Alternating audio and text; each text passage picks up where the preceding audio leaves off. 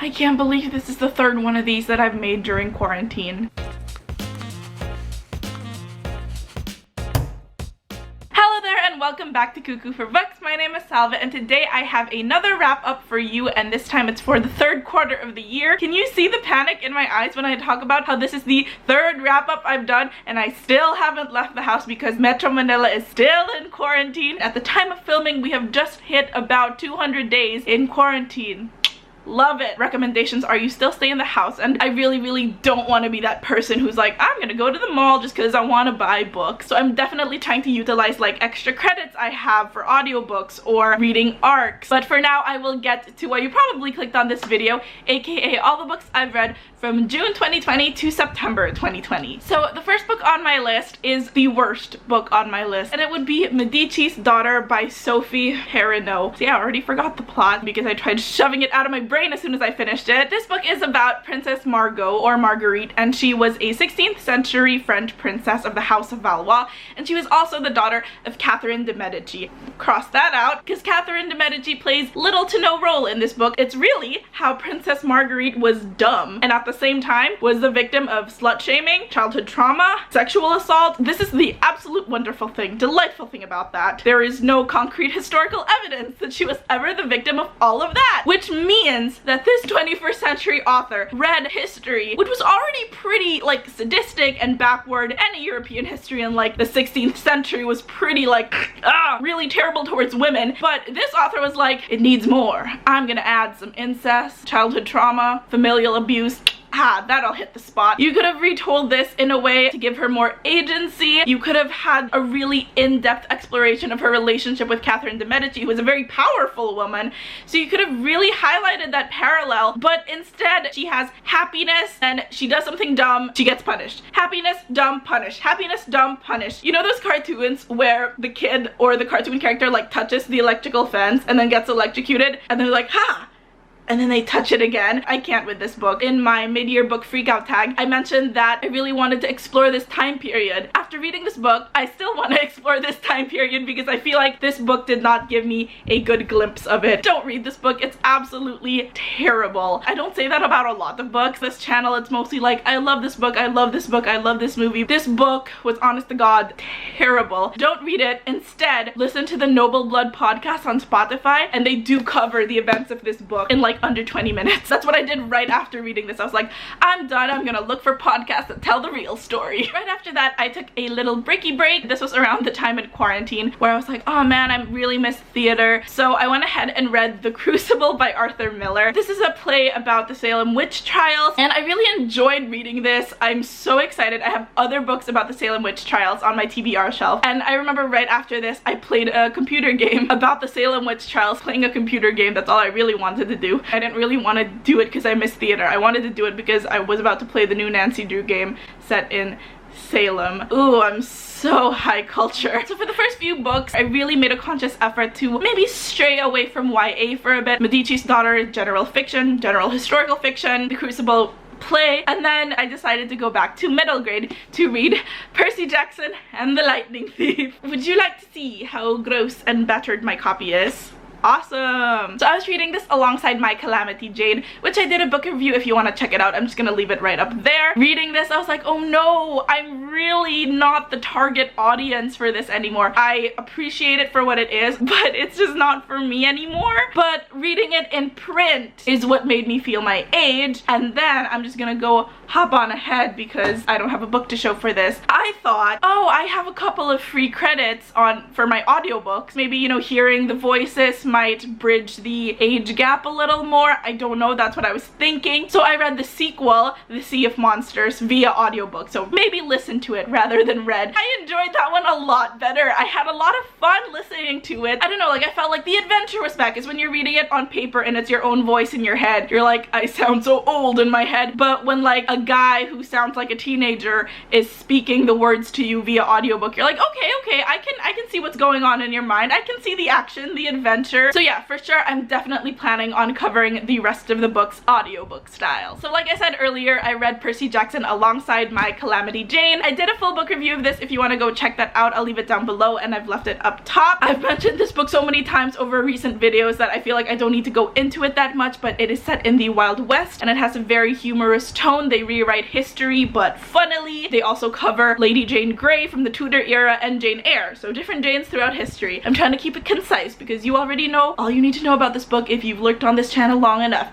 and if you check out the videos that I've mentioned on top. After that, I went back to reading more general fiction, and the next book I read was Sex and Vanity by Kevin Kwan, and this is his modern take on A Room with a View. This was fun. I don't think it met Crazy Rich Asians level or even the sequels level. I was reading this around the time when we were all like, when are we leaving the house? We're missing summer, so it was nice to sort of experience summer through these characters' eyes. I think my biggest complaint, if ever, would be this book was marketed as taking place on the island of Capri in Italy, and half does, and then within the second half we're shipped back to dreary old New York and dreary old Long Island. Still pretty, but after you've been to Capri, it sort of dulls in comparison, you know what I mean? But Kevin Kwan is always, again, like on point with his humor and his observations about the high society. So, I mean, if you're a fan, I don't think this book will let you down. It wasn't a disappointment for me. I totally, genuinely enjoyed it, but I just didn't vibe with it as much as his previous books. The next book I read was a romance class anthology, and it is the Alta Anthology by Carla de Guzman, Bianca Mori, and Suzette de Borja. So this one is a story about a very prestigious, very eminent family in Metro Manila, and they are called the Aritzes, and they own a chain of drugstores, sort of like Mercury Drug. This anthology has 3 short stories, each one covering an Aritz grandchild. Can I just say, this is my second book or story that I've read of Bianca Mori's, and now I'm just like, nope, I love her. She's awesome. Yeah, this is cementing it. I love it. Just her story, I think, might have been my favorite. I don't want to pick favorites, but I guess if I have to mention a favorite, it would be Bianca Mori's Safe Spaces, and I'm very glad to see the end of this book because it says the Aritzes will return. So they are planning a second anthology, which I'm really, really excited about. This was a case of living vicariously through the characters, not because they all fancy,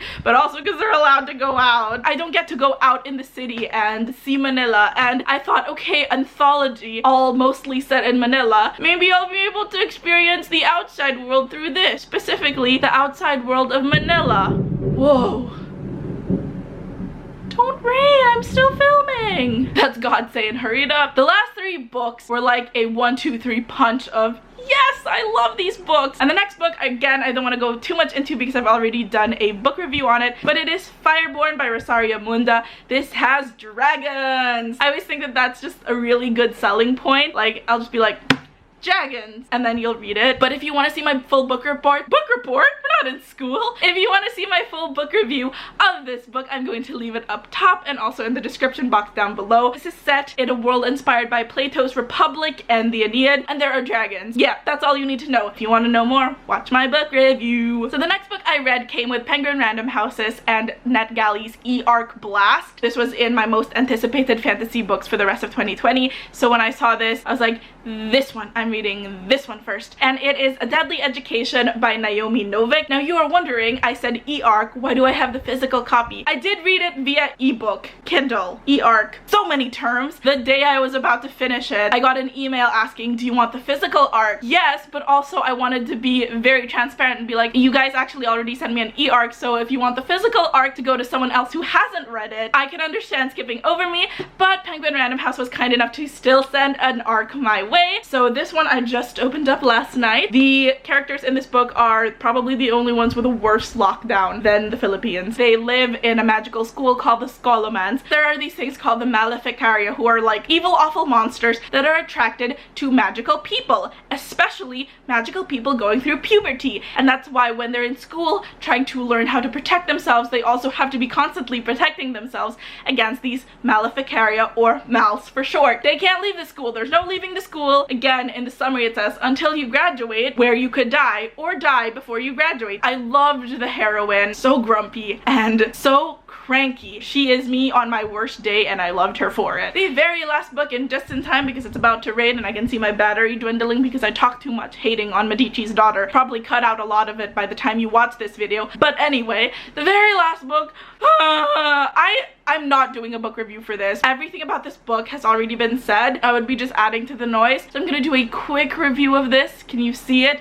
It's Cersei by Madeline Miller. This one just like pulled and wrenched my heart out. Backtracking to tell you what it's about for those of you who don't know. This is Madeline Miller's second book after the Song of Achilles, and she does Greek mythology retellings. I also feel like retellings is such a poor term for what you call her books because they are works of art in themselves. While the Song of Achilles covered mortals or demigods in Greek mythology, especially during the Trojan War, it was a very mortal story, very grounded. This one, she's jumping straight into the divine beings of Greek mythology. Cersei, who was born of a nymph and the god of the sun, and she's a witch. Cersei is eventually exiled on an island, and we spend most of this book dealing with gods and goddesses and all their BS. Stepping away from the beauty of Madeline Miller's writing, which is just mwah, chef's kiss. I loved that I understood weaving when I read this. If you love fantasy and Greek mythology fiction as much as I do, you have probably read about weaving and looms and all that process of like women weaving and loomery. That's not the term. Right before reading Cersei, I did a weaving workshop at home because quarantine hobbies, and this workshop I signed up for at the Art of Yarn. I really enjoyed it. It was a 2-day weaving workshop, so I finally understood the term. Look it! I just wanted to show that for a little bit. Still definitely starting out, and it's obviously not as amazing as Cersei's loom. 'Tis a loom nonetheless. So that's my work in progress, and this is the one I finished. Hee hee! I'm very happy. It's very beginner level. Of course, I just started, but it's definitely a hobby I want to continue doing, especially after finding out you could do bookmarks with them. When, you know, Cersei would talk about how she would weave while stuck in the house, and that's what she would do all day. Now I'm like, ha! Same sis. Backtracking to tell you what it's about for those of you who don't know. This book portrays her in a more sympathetic light, and I really hate those kinds of books. Like, let villains be villains. So that was like my biggest issue, like, do I really want to read this? But Madeline Miller handled it so well. The way she crafted her story was beautiful. She writes from the point of view of Cersei, who is easily, what, thousands of years old? Every emotion, every thought that went through Cersei's brain makes you forget that the author wasn't Cersei herself, because it captures her mind, body, and soul perfectly. So you're like, nobody wrote this but the goddess, right? This was written by the actual witch goddess who now lives in the 21st century. Honestly, when I finished it, the first thing I thought was, when can I audiobook this? Because I want to hear those words all over again. Beautiful. Perfect ending to this quarter, I gotta say. And now the thunder is rolling again, telling me to wrap this up because I talk too much, as always. And that about does it for my third wrap up of this year and of quarantine. You can follow me on my other bookish adventures on Twitter. I'm at cuckooforbooks, and on Instagram I'm also at cuckooforbooks. I don't know why I had to say that separately. Please subscribe, and I will see you guys very soon. Bye guys!